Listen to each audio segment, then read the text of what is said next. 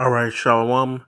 First off, give all praise, honor, and glory unto Yahweh, Bashim Yahushai, Bashim Karkadash, double honors to the apostles and elders of GMS, salutes and honors to the elect, all the brothers across the four corners who are enduring in truth and in sincerity, and the women and children who follow. So I wanted to do this lesson, as you can see, on your works, man. And the scripture, actually, I forgot that I'm just going to quote right now. It says, your works follow you. So if you do die in this truth, your works definitely follow you and you'd be raised up at the end. But with that being said, like I said, all praise Yahweh by Shem Yahshai by Shem Karkadash, the honors to the apostles and elders of GMS, salutes and honors to the elect, all the brothers across the four corners who are enduring in truth and in sincerity, and the women and children who follow. So we're just gonna get into these scriptures, man. This is 1 Corinthians chapter 3, which is going to be the main focus of this lesson, starting at verse 5 on down. And I got a couple other precepts I'm going to get to in the middle of it, but it says, "Who then is Paul and who is Apollos? But ministers by whom ye believed, even as the Lord gave to every man. It says, I have planted, Apollos watered, but the Most High gave the increase. So then neither is he that planteth anything, neither he that watereth, but the Most High that giveth the increase."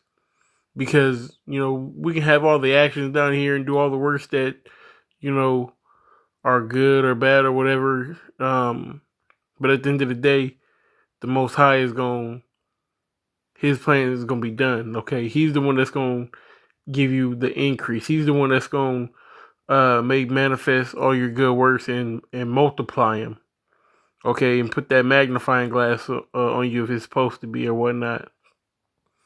So it says, verse 8, "Now he that planteth and he that watereth are one, and every man shall receive his own reward according to his own labor." So you got to put in work for this, man. And everybody's reward is not going to be the same, But it says, every man shall receive his own reward according to his own labor. So you're going to get what you are due, okay? You're going to get what you put in. If you going back to the story about the lazy virgin who buried his talents. Okay, so if you out there and you flipping your talents, you're going to get a just reward of a man that flipped 30 or 50 or 100, opposed to that one who, buried his and came back with nothing. Okay, you're going to get out of this what you put into it. And that's talking about in the kingdom of heaven. So let me see. Verse 9, it says, "For we are the laborers together with the Most High. Ye are the Most High's husbandry. Ye are the Most High's building." Okay? And right now, this is where I want to focus on, because it's talking about being a servant of Yahweh Shem Yahushai. It says, "For we are laborers together with the Most High. Ye are the Most High's husbandry." All right, so that's work right there, man. You're the Most High's building. That's edification. Okay, so we are the men that are set up to do the service of the Most High, like it says in Romans 9th chapter, having the service of the Most High and the giving of the laws, this, that, and the third. That's talking to us. That pertains to us, and us only. All right. When I say us, I'm talking about the Negroes, Latinos, and Native Americans. But furthermore, it goes into the elect. That's who it's talking about. Okay, and we're just gonna get a couple of scriptures. This is Jeremiah 51:20. It says, "Thou art my battle axe and weapons of war, for with thee I will break in pieces the nations, and with thee I will destroy the kingdoms." That's why we are like he said, his husbandry. We are his servants. We are the ones who are going to execute his judgment upon the earth. Okay, once he gives the green light, once he allows us to do so, that's when things that happen, and not before and not after. Okay, I'm reading a little bit more on that. It says, "And I will break thee in." It's like, and with thee I will break in pieces the horse and his rider, and with thee I will break in pieces the chariot and his rider. Because what did it say? It said, "I seen servants on horses." So the horse and his rider. The horse is talking about a man of stature, and who's that man of stature right now? Of course, is the so-called white man. He's the one that's riding on the horse. He's the one that's in the chariot with his rider, as as a rider. Okay, and he said, with this battle axe and this weapon of war, which is us, Lord willing, you know what I'm saying? He's gonna break it in pieces, man. He's gonna use us to take down his kingdom. With thee also I will break in pieces man and woman. With thee I will break in pieces old and young, and with thee I will break in pieces the young man and the maid. Okay, and it keeps going in from there. So the Most High, He's gonna use us as His servants to execute His judgment.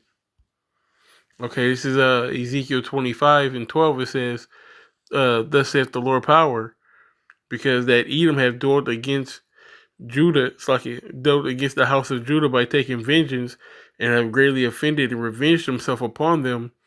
Therefore, thus saith the Lord power, I will also stretch out my hand upon Edom, and I will cut off man and beast from it. I will make it desolate from Teman, and they that Dan shall fall by the sword. I will lay my vengeance upon Edom by the hand of my people Israel, and they shall do in Edom according to my anger and according to my fury, and they shall know my vengeance, saith the Lord power." Okay, so that's another example. Okay, the Lord is the Most High, He's gonna put the power upon men. Okay, men in this truth. Okay, men who are sincere, who've been silent and crying for the abominations that have been done therein. He's going to give them the spirit, and He's going to put His spirit in them and give Him His anger and His fury, so that He can execute, so that we can execute judgment upon the heathen, mainly on Esau, Edom, who is the so-called white man. All right. I believe the next thing I got is a definition. So I'm gonna go back to Slakia.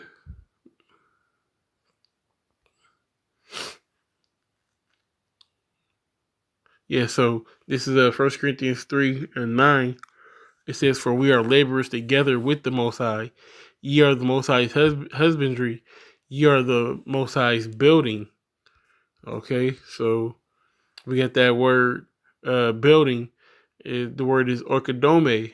Okay, which is the act of building up, a metaphor for edifying or edification, the act of one who promotes another's growth in Christian wisdom, piety, happiness, holiness, a building, i.e., a thing built, an edifice. Slakia. So what it's talking about is edifying and building up what? Building up the elect, building up the brotherhood, building up just Yashala in general. That's what we on the highways and the hedges for. That's what we do these lessons for, to build up each other, okay? To edify.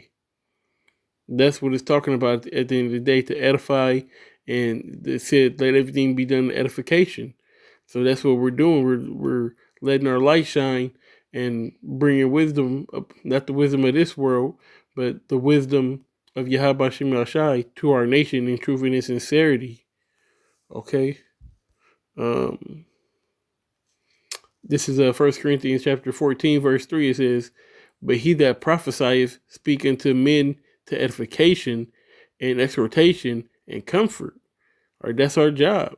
All right, to prophesy and to build men up and to exhort them and give them that comfort that, hey, I know it's bad over here. It's terrible. We're in a real bad case. You got goddamn coronavirus, lurking around. You got World War III on the cusp of happening. The doomsday clock is ticking. You got all these different events with Iran enriching uranium and all kind of magnitude 7 earthquakes. All these different events are going on in the world right now. people dropping dead. It's just it's crazy. It really is. It really is hectic. But if you didn't have this truth, you would be out there naked. You wouldn't have the faith and the confidence that a man of the Lord has, and that's that comfort that we give. Because we don't preach no prosperity doctrine like these churches, but we do preach comfort. Comfort in what? Comfort in knowing that once you get in this truth, that you do have a hedge of protection as long as you are sincere and doing everything the right way. Lord willing, the Lord will save you. That's who did he confound? Who put their trust in the Lord and was confounded? Okay, so that's the comfort that we do give. All right, that we will have an everlasting kingdom, that we will take down the heathen, that America will be destroyed. These are the things that we have comfort in. That's the doctrine that we preach, all right, and prophesy and build men up to the edification. So let me go back to, this is verse 10. It says, according to the grace of the Most High, which is given unto me as a wise master builder, I have laid the foundation, and another buildeth thereon. But let every man take heed how he buildeth thereon, thereupon. So basically, we all got something that we're bringing to this truth, man. So just make sure that when you bring it, you bring it in truth, you bring it in sincerity, and when you come correct. Don't half step. Don't what Apostle Tahar call them, the hands in the pocket Israelite. Don't be no hands in the pocket Israelite, man. When you come correct. When you come to serve the Lord.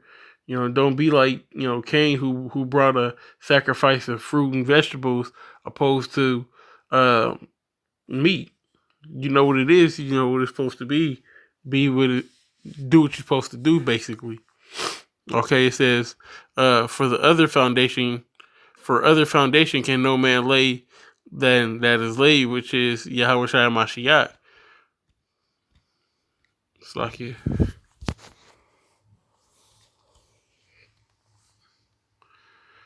It says, now if any man build upon this foundation gold, silver, precious stones, wood, hay, stubble, every man's work shall be made manifest, for the day shall declare it, because it shall be revealed by fire, and the fire shall try every man's work of what sort it is. So when the going gets tough, the tough gonna get going, man. The Lord gonna prove you. He gonna see whether you really built for this or not, whether you gonna really hold faith or not. The Lord's going to prove you. It says it's going to be made manifest. It's going to be revealed by fire. And ultimately, that's talking about the missiles. But you're going to have to go through that fiery trial before then, man. Jacob's trouble is not going to be easy. It's not going to be no cakewalk. You got to go through this. You got to be mentally, physically, emotionally, spiritually prepared for the oncoming said perils. This ain't a game. This ain't. I really can't stress that enough. That this is not a game. This is serious, real life stuff. The Most High and His Son is coming back, and He's coming back with vengeance to take care of America and to take this place out. We are currently in America, so we're gonna have to deal with the situations in the places that are gonna be brought to America. Now, will his servants will eat and his servants will drink? Yes, they will. The Most High does have his children. He's got the elect's back. Yes, he does. But we're not just going to get off scot-free. Like it shows in one of those movies where the rapture happens and the elect get beamed up before all the Jacob's trouble happens or whatnot. No, that's not how it's going to be, man. You got to go through it first. We're going to have to go through some things and endure some things. Say that he that endures to the end, the same shall be saved. And that's what we're going to have to go through. That's what we're going to be put in. So that's what we have to look forward to. And that's what we have to be prepared for. And your works going to be made manifest in that day. Verse 14. It says, if any man work abide with which he have built thereupon, he shall receive a reward. And if any man's work shall be burned, he shall suffer loss, but he himself shall be saved, yet so as by fire. Okay, so like I said, at the end of the day, your works are going to stand for you. Your works is going to speak for itself. So make sure that you're working and working hard. And, that's another thing. Me and a brother was just talking about this the other day. Hard work beats talent when talent don't work hard. You can know these scriptures back and forth, okay, like the palm of your hand. But if you ain't working hard to doing these lessons and grinding out, then you're gonna get shined upon. Not to say that you gotta shine on somebody in his truth or nothing like that. All I'm saying is basically have a good work ethic. Don't let nobody outwork you. Okay, that's a terrible thing for somebody to outwork you when you can actually put forth the effort. So, and I'm speaking not only to you, I'm speaking to myself. We all got to work hard and work harder. We can all step it up a level. I know I definitely can. So that's my goal is to do that, is to step it up a level and be more diligent.